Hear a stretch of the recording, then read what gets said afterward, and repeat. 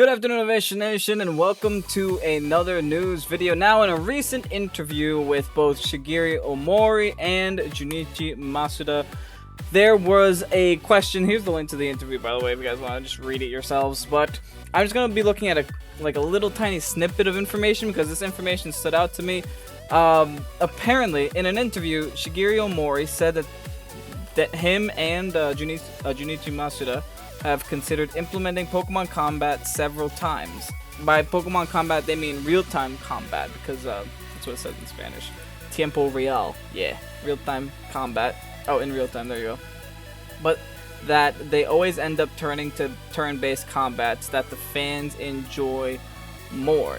Now, Masuda also did mention that they have spin-off ideas that they cannot cover, and that leaves me thinking maybe they're gonna try this, real-time battling in these new spin-off ideas just to test it out. Because, like I said in previous videos, Game Freak is not too over-the-top adventurous. They have a formula, they follow that formula, and very rarely do they stray away from that formula. And if they do stray away from that formula, then it's very minimally. It's never something as drastic as to just take turn-based battles and just make them real-time battles.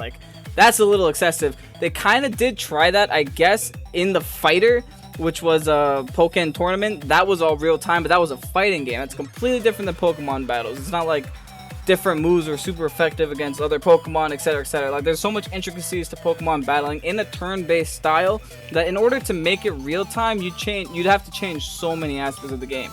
But that's been something that they've been considering to implement for a long time now, apparently. So what do you guys think?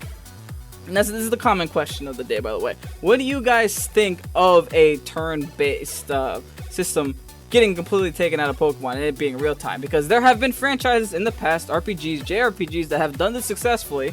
I think successfully, at least. That being Final Fantasy. Final Fantasy started off being turn-based, but as the years progressed, it slowly strayed away from turn-based fighting into real-time fighting, which is kind of the norm for JRPGs now. Games like Xenoblade, like Final Fantasy, etc., etc.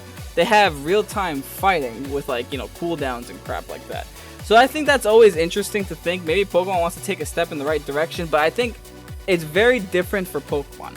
This is my personal opinion, by the way. What do you guys? Let me you guys know what you guys think. If you think that would even be a good idea. Do you think that at least Masuda and Ohmori didn't decide to go this route with Pokemon Sword and Shield? Because that would have been a little crazy, I think, if they just went straight and just removed, the turn-based battles into just complete real-time battles. That would be a little bit excessive for me, at least.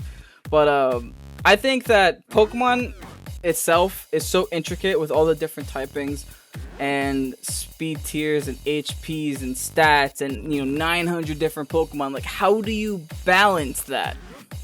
How do you balance having real-time battles with that? That would boggle my mind, because Pokken Tournament was able to do it with a very, very, very tiny roster, and it wasn't even taking account, typings and stabs and stats and all of that crap. It was just some flat numbered plane. If Pokemon were to do this, it would blow my mind. Final Fantasy is capable of doing this with a very limited roster. Xenoblade, very limited roster. It's nothing in comparison to having 900 Pokemon that you'd have to do. But the fact that they're even considering this as a possibility for the future is kind of exciting, because that's a big, big change in Pokemon. Now, like I said, Masuda did say that he is mentioning a spin-off title. Actually, there was a correction here. I will make it clear that the word spin-off is pronounced by the interviewer, not Masuda.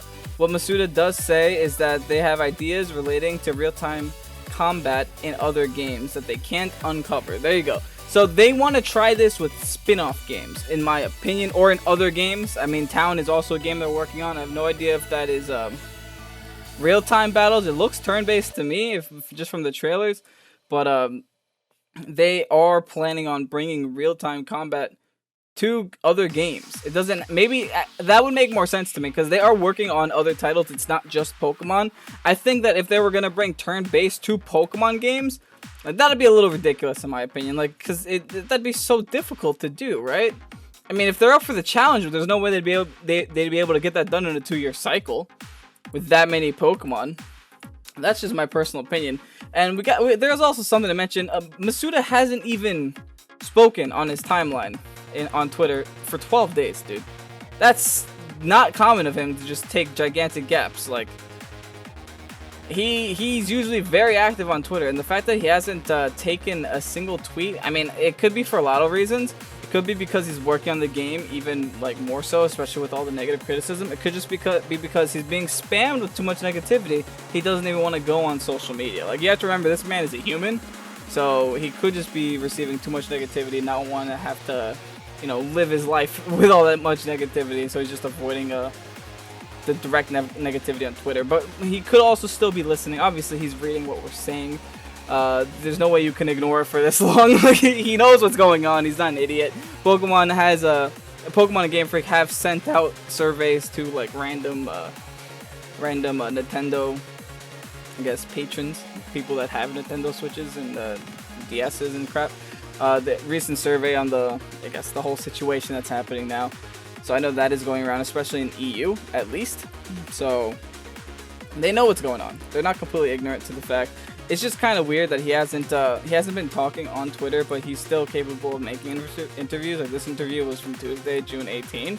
I don't know when the actual interview was conducted, but this was posted on June 18. So that's just interesting to me because he's alive. He's alive and fully functioning, and he's hopefully still working on this game. Hopefully trying to make it have its improvements, because it could definitely use some improvements from what we've seen. But I have faith. But with that said, what do you guys think? The main purpose of this video was to just talk about this whole turn-based system, whether you think that, you know, Pokemon could eventually get to this point. I personally think that it'd be very difficult and it won't get to this point, but the fact that they have hopes this high and they're trying to stray away from this formula, at least have the thoughts of straying away from this formula, because this formula has been the same for over 20 years. The thoughts of straying away from this formula is kind of exciting to me because, I don't know. I don't think that I would like it at first, but I think I'd grow onto it. The same way that I didn't think I'd like Final Fantasy switching from turn-based to like real-time, but it grows onto you. It's a different phantom, I guess. You resist change, but then you realize the change is better. At least that's the situation. That's like my experience with change. Like, I don't want change, but once I have change, I'm like, okay, this is fine. But with that said, let me guys know what you are thinking. Let me know what you guys are thinking. I'm Ovation. Hope they did enjoy. Like and comment down below, and share with your friends and subscribe. Peace out.